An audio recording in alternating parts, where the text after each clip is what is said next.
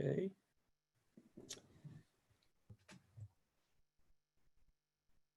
One more second. All right.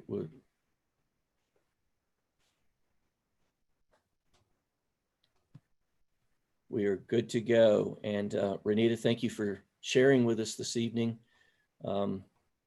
Your 23 years of research on the subject of the chronological genealogy of Scripture, and we're anxious to hear the presentation that you've prepared for us this evening.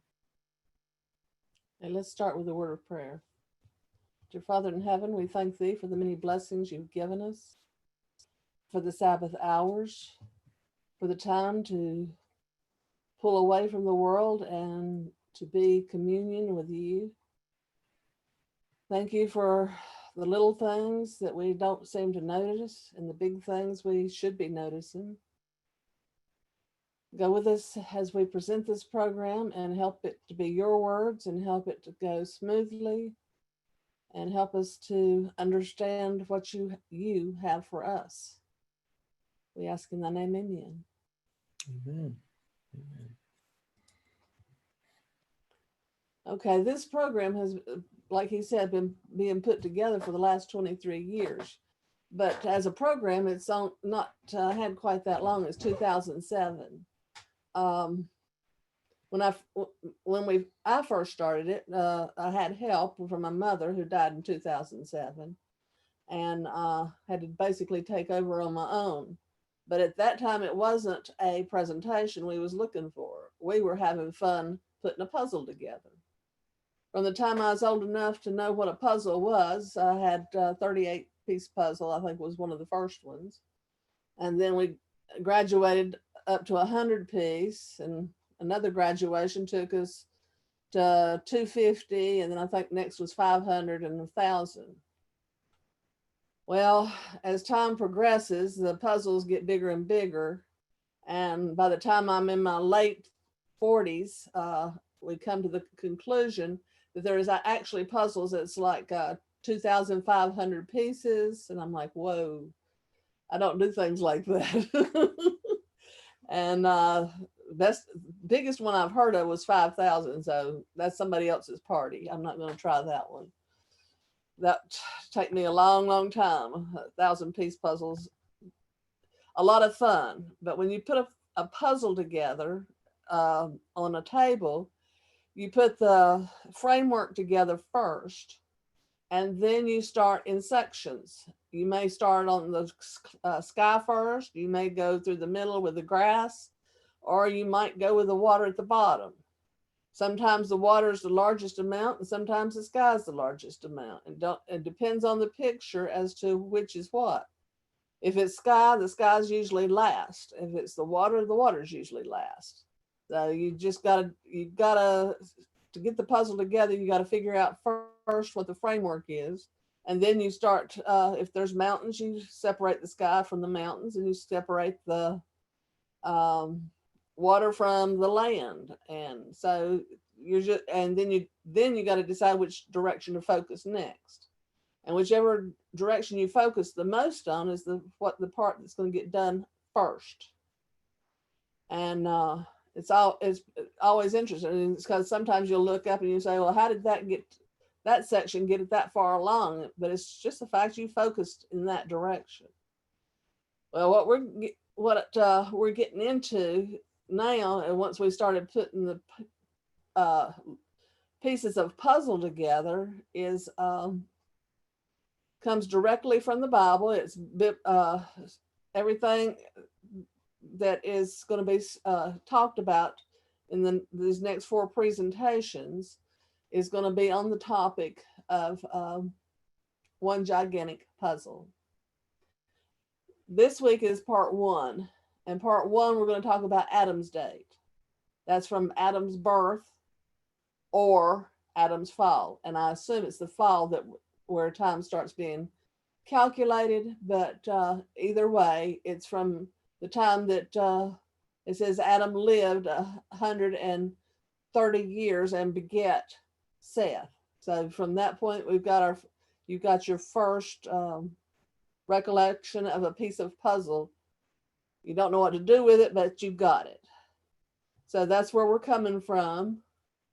And part two is going to be coming from the point of view that after I've put all my puzzle together, and it's like, okay, we've come to the end of the king, so what? Well, then Dad comes along with this bright idea to go on to the computer and see what I can find out from the computer.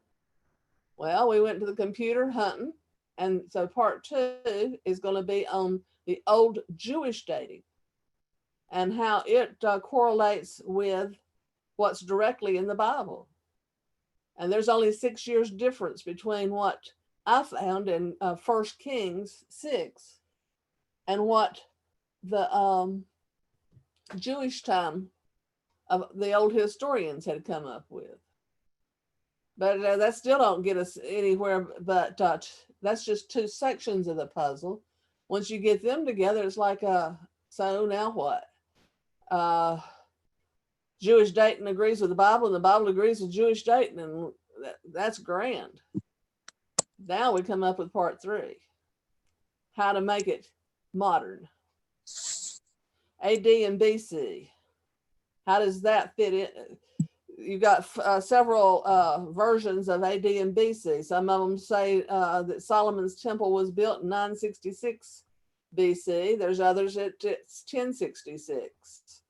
So who's right, and how do you know, and all this stuff. That's where part three will come in.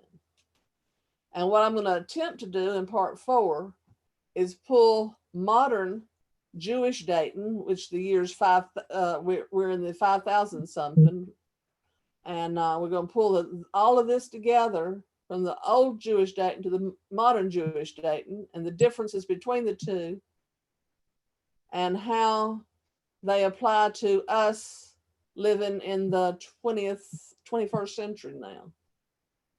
And that's basically where I'm going to try to end it at.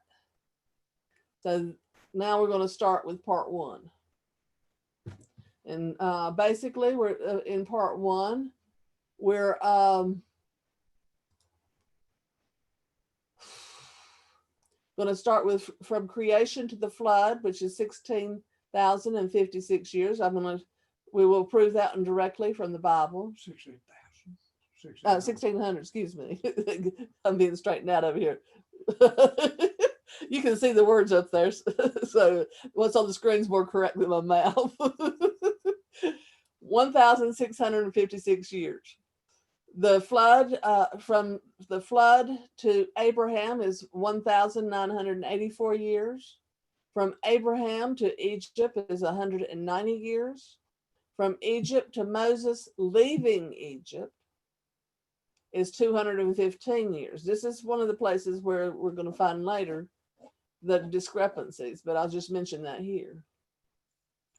The Exodus to the 4th year of Solomon is 480 years. And from Solomon to 406, from Solomon to the end of the Kings is 406 years till they go into Babylonian captivity. And when I first started chasing things down, that's all I could find. And later on, when we get into the second part, we'll take it further down to modern times. Okay, click. So we're going to go to the book of Genesis 5:1, and it says, "This is the book of the generations of Adam. In the day that God created man, in the likeness of God made he him. Male and female created he them, and blessed them, and called their name Adam, in the day when they were created. And Adam lived 130 years, and begat a son, in his own likeness, after his image, and called his name Seth." So this is our first piece of puzzle. Cain and Abel have done come and gone. We do not know exact what years they were born, or how long before Seth was born that Cain and Abel are no longer on the scene. But we are moving directly from that story into Seth. And the days of Adam after he begat Seth was 800 years, and he begat sons and daughters. And all the days that Adam lived were 930 years, and he died. This is part of those puzzles we're not going to be getting into. I'm just going to be giving you strictly the backbone and the outline of the puzzle, because you can go in and count each one of these people up and go off on each one of these sections and learn more things than what we're going to be doing. So we're just getting the backbone. If you're actually interested in what the physical puzzle looks like, you're going to have to put the pieces together little at a time. They can also, you can send you an email and you give them the scriptures if they want. Yeah, and I can, if you want to send me an email, I'll give you scriptures to go with whatever's not to hear. So Adam was 130 when Seth was born, and Seth was 105 when Enos was born. Go back on that if it'll let me. Oh well. Okay, so it's 235 years from the Adam's date. We move into Enos. And the days of Adam after he begat, okay, I read that part. And Seth lived 105 years and begat Enos. And Seth lived after he begat Enos 807 years and begat sons and daughters. And Enos lived 90 years and begat Canaan. And Enos lived after he begat Canaan 815. I think that's 15. That's messing itself up somehow or another. And begat sons and daughters. And all the days of Enos were 905 years. And Canaan lived 70 years and begat Mahalo. And Mahalo lives and begat Jared after he, back up here. And Mahalo lived 65 years and begat Jared. And all the days were 890 years. And Jared lived 162 years and begat Enoch. Okay, so you can see over to the one side, when Enoch was born, it was 622 years after Adam's date. This machine's fussing with me now. Now, we're going to have, there's basically going to be 4 people that's going to be known in this area. Jared lived after he begat Enoch 800 years and begat sons and daughters. And all the days of Jared were 962 years, and he died. And Enoch lived 65 years and begat Methuselah. These are 2 of your more well-known names. And Enoch walked with God after he begat Methuselah 300 years and begat sons and daughters. And all the days of Enoch were 365 years. And Enoch walked with God, and he was not, for God took him. And Methuselah lived 187 years and begat Lamech.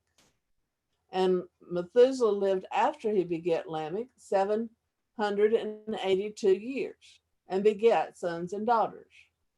And all the days of Methuselah were 969 years, and he died. Now, you say, big deal. I'm having trouble with this thing. It's moving on its own. I done part of it. Part of it's my fault, but anyway. They're not going to let me keep it.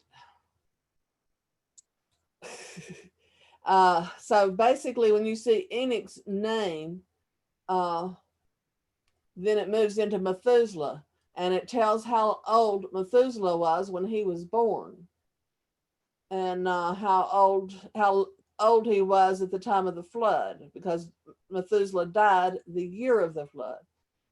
And growing up, I thought, number one, why genealogy and why are they telling this, and how many years they lived afterwards and how many years they lived after. This becomes very important when you start putting the puzzle together. Because with a puzzle, especially a Bible puzzle, I prefer having two ways to prove something. So the first proof we have of the 1656 years is Methuselah dies the year of the flood. So when you add the years up, it comes to 1665. But we want proof. So that's why you go back. Come on now, go back. Maybe so that's why when you go on to continue from Methuselah was 187 when Lamech's born, and Lamech's 182 when Noah's born. And Noah was 600 years old when the flood happened. So you add those years up, and they come out to the same number of years that the 976 years that Methuselah lived.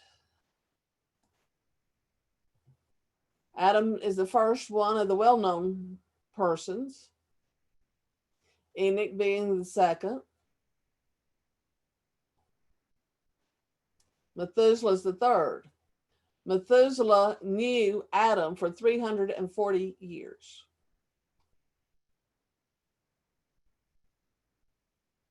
Noah knew Enos 190 years. That's why here's one of the reasons for the genealogy telling all of this stuff. So our first what's going to be called given, and we're going to have several of these, is 1656. That's the year of the flood.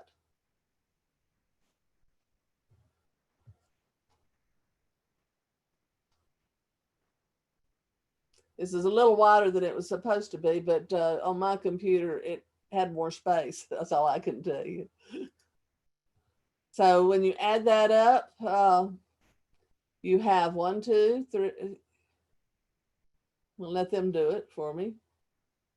You got 10 generations from Adam to Noah. And Noah went through the flood, so it took 10 generations from Adam's date to the time of the year of the flood. And when I say the year of the flood, it was 1 year and 21 days altogether. So that's basically 1 year. And you got 10 generations to that period of time. Shem's the 11th generation. He's going to go through the flood, and he'll live approximately, I think it's 600 years after the flood.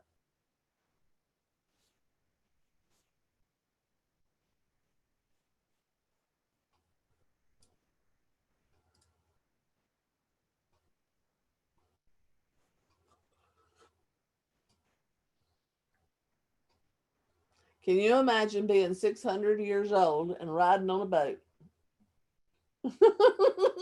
for a whole year? At my age, I'm not even ready to ride on a boat for a whole year. No land. It's all whatever the boat takes you to. So now we move from there to Genesis 7. Come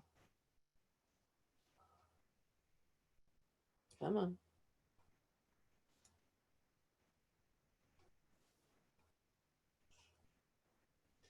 Noah was 500 years old when his sons were born. He was 500. So let's see here. I was trying to remember how that went. His sons were 100 years old when they went onto the ark. So Noah's been preaching 20 years before his 3 sons were born, and it'd be another 100 years after they're born before they all go onto the ark. 600. So Noah's 600 years old when he goes onto the ark, and when he comes off of the ark, he's 601 years old. And the difference being both of being in the second month, but one's on the 10th day and the other's on the 27th day. So there's 17 days longer than 1 year. Genesis 11, 1 through 32, and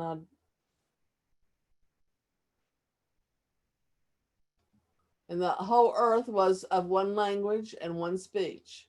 And it came to pass as they journeyed from the, why did I do that?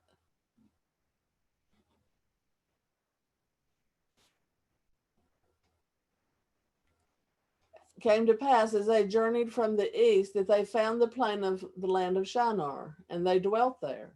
And they said one to another, let us make bricks and burn them thoroughly. And they had brick for stone and slum for mortar. And they said, go to, let us build a city and a tower, whose top reaches unto heaven. And let us make a name, lest we be scattered abroad upon the face of the whole earth. And the Lord came down to see the city and the tower which the children of men built. And the Lord said, behold, the people is one, and they have all one language. And this they began to do. And now nothing will be restrained from them, which they have imagined to do.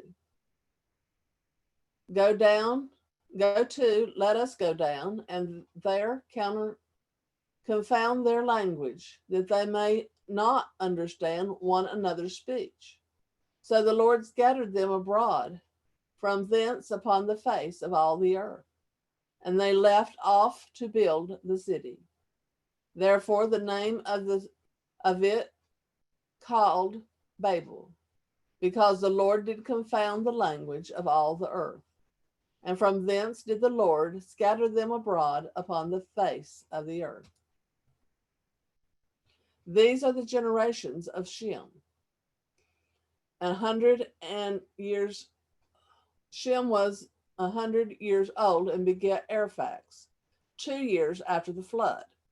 So basically, we now going to leave the flood and go 2 years past the flood to the birth of the first child of Shem.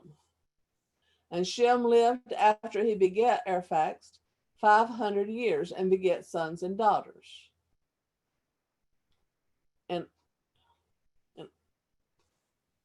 Arphax lived 35 years and begat Salah. I'm skipping down. And Salah lived 30 years and begat Eber. And Eber lived 44 and 30 years and begat Peleg.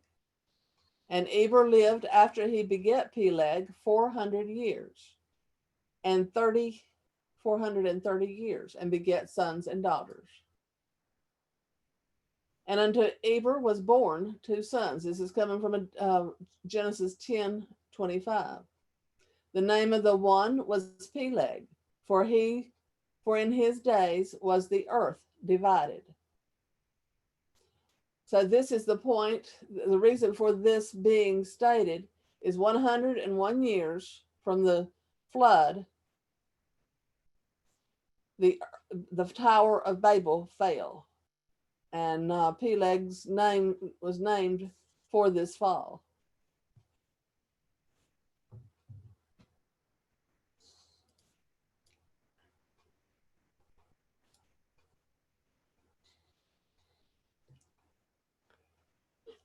Now we've got given number 2.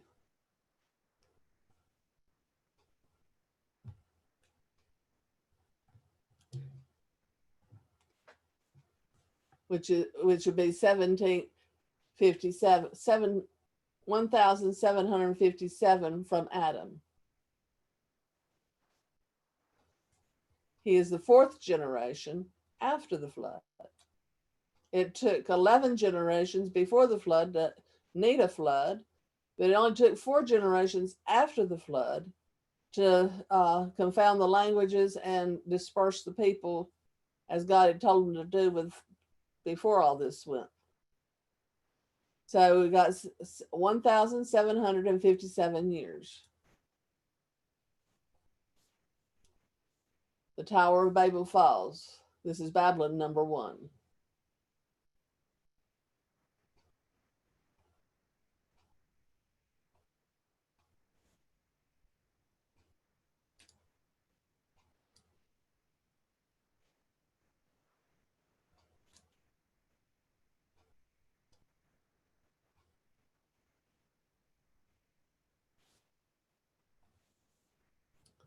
Okay, and Nahor lived 90 and 2 years and beget Terah. And Nahor lived after he beget Terah 119 years and beget sons and daughters. And Terah lived 70 years and beget Abram, Nahor, and Haran. When we first started this discussion between the two of me and my mother started this discussion, we thought that they must have been triplets. But after we went back and later come to the realization that Ham, Shem, and Japheth were not triplets, but were born 100 years before the flood, and then Shem's 100 years old 2 years after the flood.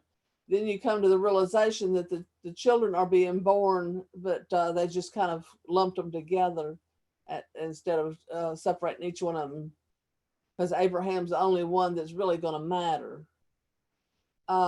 Abraham and Nahor took wives, and the name of Abram's wife was Sarah, and the name of Nahor's wife was Milcah, who is the daughter of Haran, the father of Milcah, and the father of Isaac.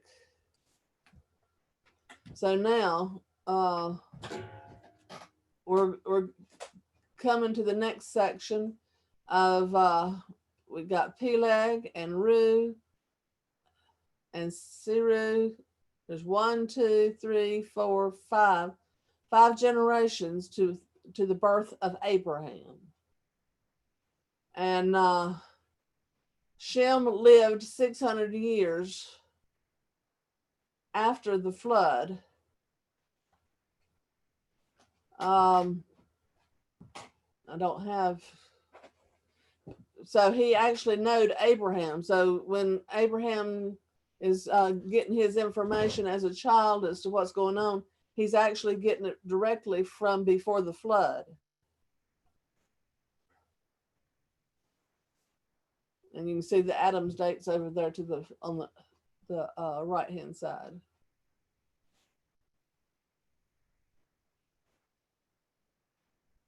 So Abraham is born 1,948 years from Adam's date.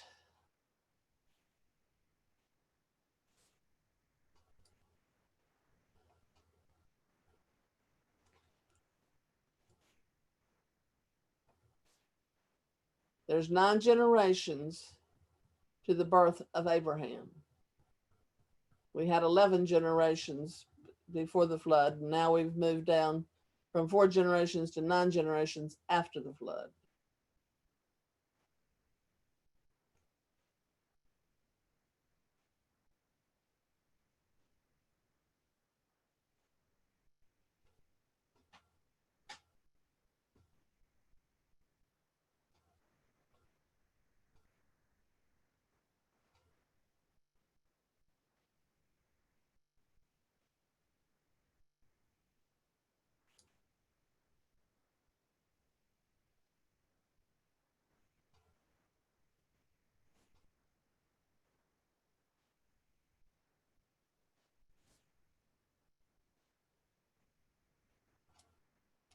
So from the flood to Peleg was 101 years, and from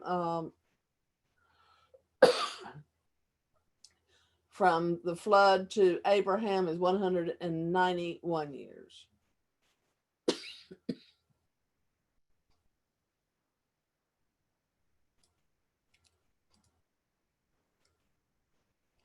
So this is the next given, 1,948. This is the time when Abraham is born.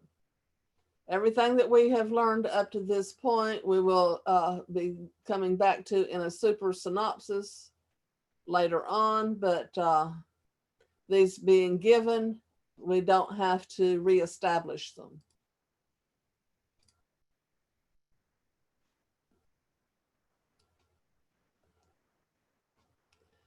Now, from the flood to the birth of Abraham was 292 years. 101 years to Peleg, and 191 from Peleg to Abraham's birth.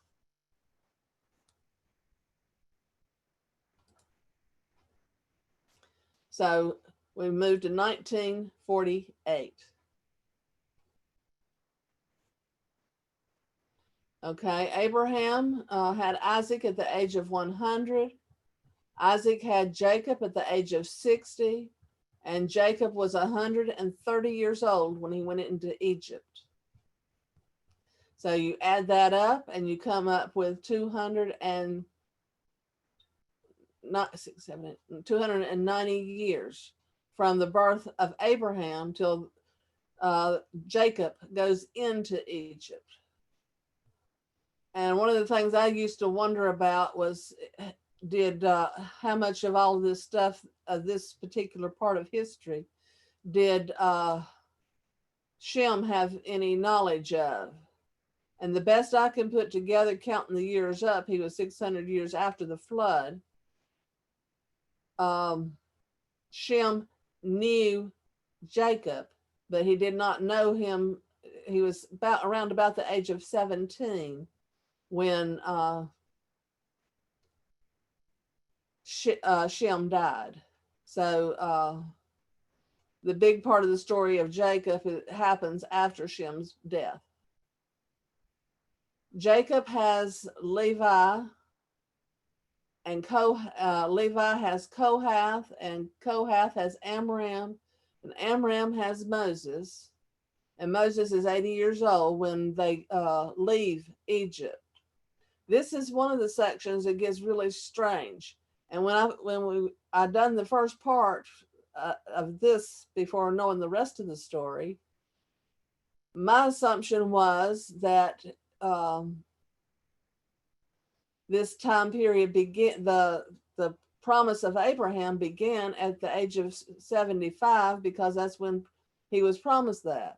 There are those who have told me since that no, that they was in Egypt for 400 years. Well, we're going to have some proof here tonight that number one, that's impossible. And okay, I hope I've got because number one, if you'll notice, Jacob's the one goes into Egypt. Well, at the point that Jacob goes into Egypt, he takes Levi with him.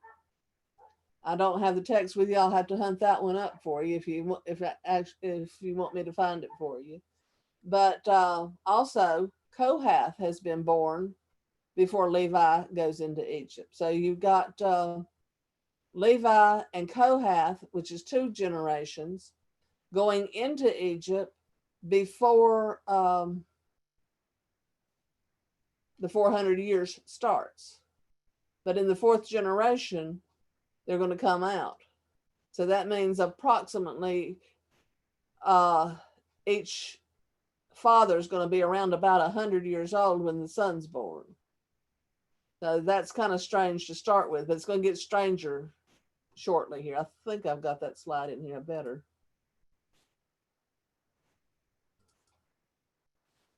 I'm on a different computer, so the things are not laying out like they're supposed to.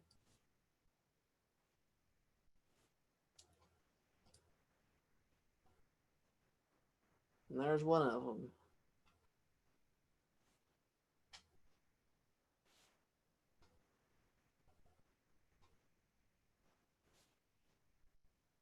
So from 1948, when Abraham is born at the age of 75, we go to 2023.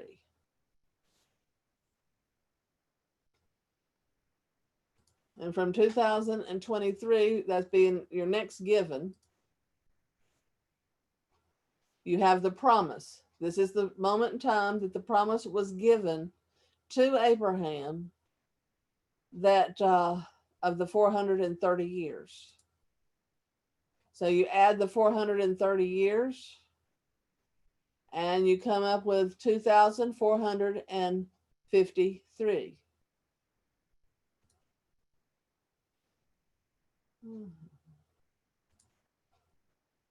I know I've got it in here.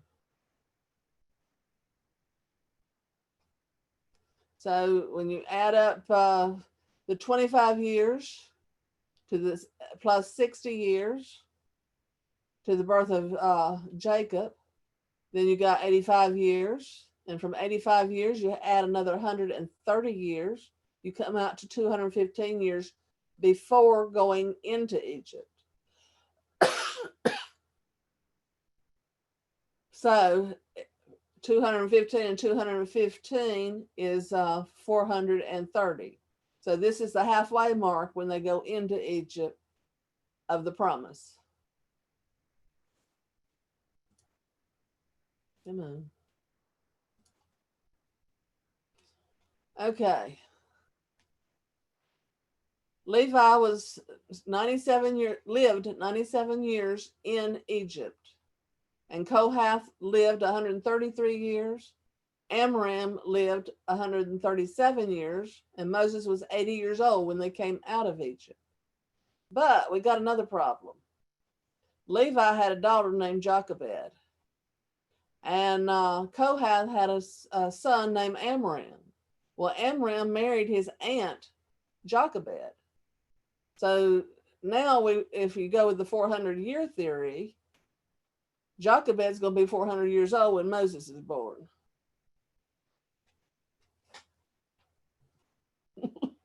So we've got some issues here that can be solved.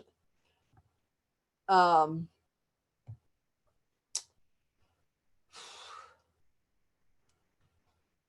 Lord said that in 4 generations they would come out. So you've got Levi being the first generation, Kohath the second, Amram the third, and Moses the fourth. That's 4 generations. Moses is 80 years old when they leave Egypt. And according to Genesis 15:16, Levi was 97 years old when he died in Egypt. He lived in Egypt for 97 years.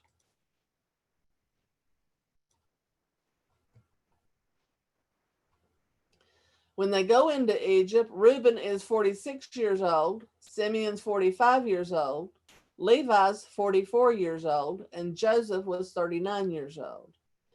That's a whole nother section of the puzzle that comes out in the middle somewhere. So I'm assuming it's in the grass department, but I'm not exactly sure. But that's part of the stuff we ended up putting together also. But that's just extra here, the age they were when they go into Egypt. And each one of them has a list of their genealogy as to who went in and who come out. And that's why they know that the 4th generation from Reuben was, what are their names? Korah, Dathan, and Abiram is the 4th generation from Reuben. And 2 of them are his great grandsons. So there's 4 generations there.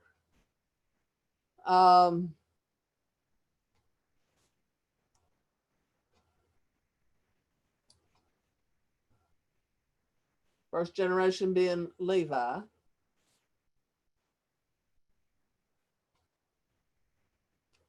Moses, basically, Jochebed's the second, but would be the second part.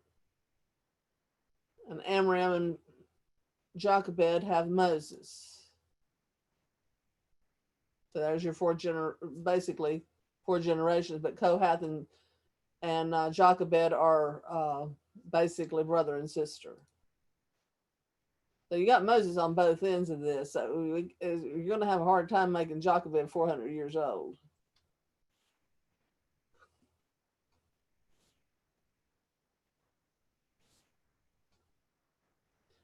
Now, back through the other side of this line, Levi has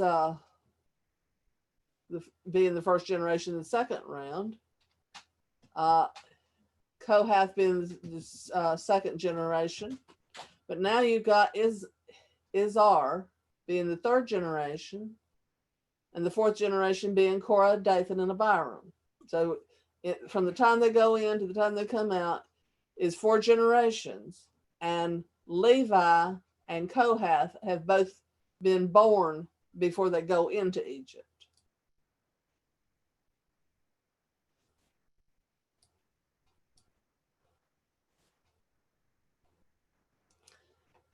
Okay, so when you add up Levi being 97 years old when he dies in Egypt, Moses is 80 years old from the time he's born to the time he leaves Egypt, you have a total of 177 years.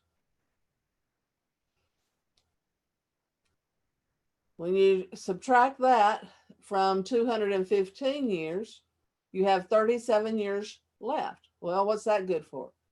Jochebed, if she was born the year that Levi died, would have been 37 years old when Moses was born.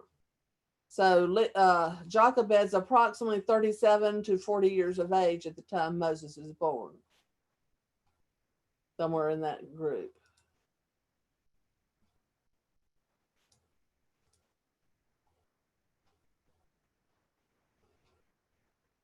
This thing's getting ahead of itself. Okay, at the last chapter of Genesis, chapter 50, there are 3 generations that are mentioned. And Joseph knew Ephraim and Manasseh to the 3rd generation. So there's another group, another proof from another place of the 4 generations from the time they go in to the time they come out.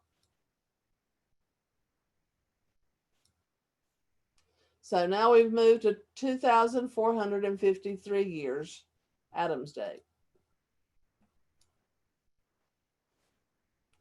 Now we move to 1 Kings 6:1. And it came to pass in the 480th year, after the children of Israel were come out of the land of Egypt, in the 4th year of Solomon's reign over Israel, in the month of Ziph, which is the 2nd month, he began to build the house of the Lord. Okay, so now from the point that we have come out of Egypt, according to 1 Kings version of history, there's going to be 480 years to the 4th year of Solomon. There's no explanation as to what goes on during that time. That's just how long it is between times. So you take the 2,453 and add 480, you come to 2,933. And if you think I like math, no, this is not, I'm not a math person. I like a puzzle. This is a big, gigantic puzzle. I can do math if you want to do adding and subtraction, but I'm not a math person. That's people do. Dad's one of them. He's a total math person. He loves math and he can talk math. And I'm like, oh, if the numbers wasn't here in front of me, I couldn't spit them out to you, even though I've been over it and over it and over it. And when I see them, I recognize them. But this is a math puzzle, but it's more of a puzzle than it is a math puzzle. So that's where my interest in this lies, but you have to have the math to get to the next section. They are the keys to unlock the 2nd, 3rd, and 4th part of the puzzle. Okay, so what we do know for fact is that Saul reigned for 40 years, David reigned for 40 years, and Solomon reigned for 40 years. So once the kings come along, you've got 84 years to the beginning of the temple being built. So from 84,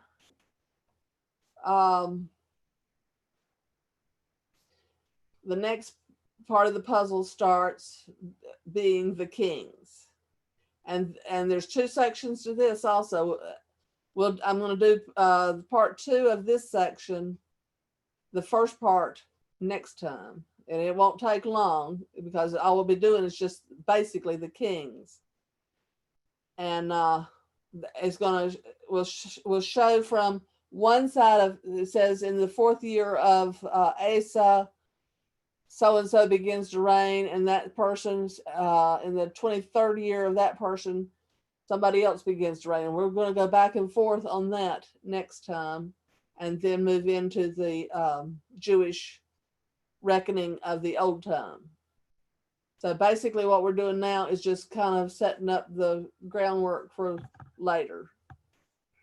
So Rehoboam lived, when Solomon died, Rehoboam became king at the age of 41. He's going to reign for 17 years, and he's going to die at the age of 58. Some of the kings, you're going to have to add them up. Some of them we don't know how old they were when they reigned. As you can see, the question marks on Abijah and Asa.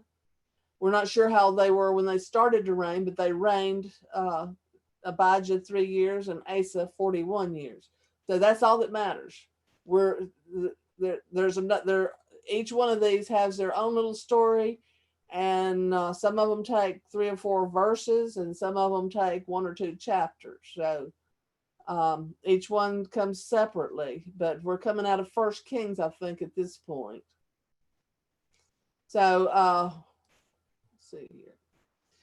From the time that Rehoboam takes the throne to the time that Jehoram ends his reign at the end of 8 years, we've got 94 years.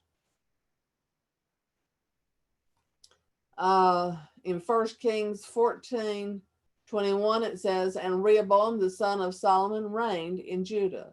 Rehoboam was 41 years old when he began to reign, and he reigned 17 years in Jerusalem.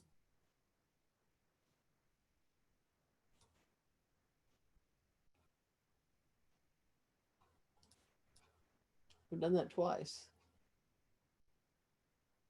Okay, so the second group is Azariah. He was known for, his part of the story being that he had fell through the lattice after and got hurt and went to the gods of Ekron to find out whether or not he was going to be all right. And Elijah comes and tells him that basically that he's not going to make it because he's checking with the gods of Ekron instead of with the God of heaven. Athaliah being was his mother, and she reigned for 6 years. Joash was 7 years old when he took the throne, and he's going to reign for 40 years. Amaziah was reigned for 15 years, and Azariah reigned for 52 years. There's 114 years. So you add your 214 to 114, you come out with 328. I think that's where we went. Then you go through the next group here. Yeah, okay, they're going to let me do this. It says that Jotham was 16 years old when he began to reign. Asa was 16 years old when he began to reign. Hezekiah was 29 years old when he began to reign. Manasseh was 55 years old when he began to reign. Ammon reigned for 2 years. Josiah was 31 years. Then the last 3 were brothers, and there's 22-year period of time between these last 3, but they were all not real good kings, so they were taken out, and Babylon took over at the end of the 22 years, and Zedekiah was killed. That adds another 110 years.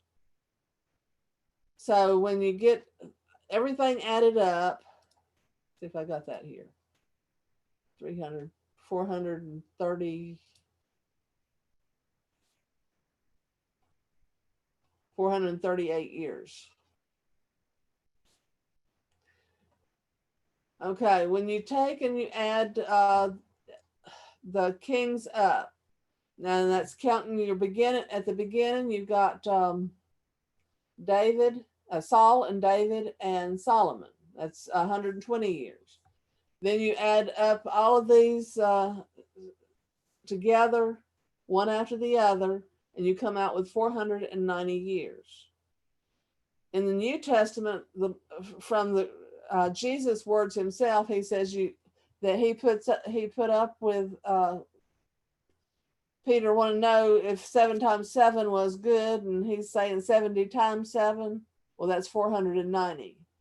So he put up with the kings 490 years before he took them and let them go into the last group go into Babylon. So from Solomon, when Solomon 2933, you add 406 years, there's 3,339 years from Adam's birth to the time that they go into Babylon.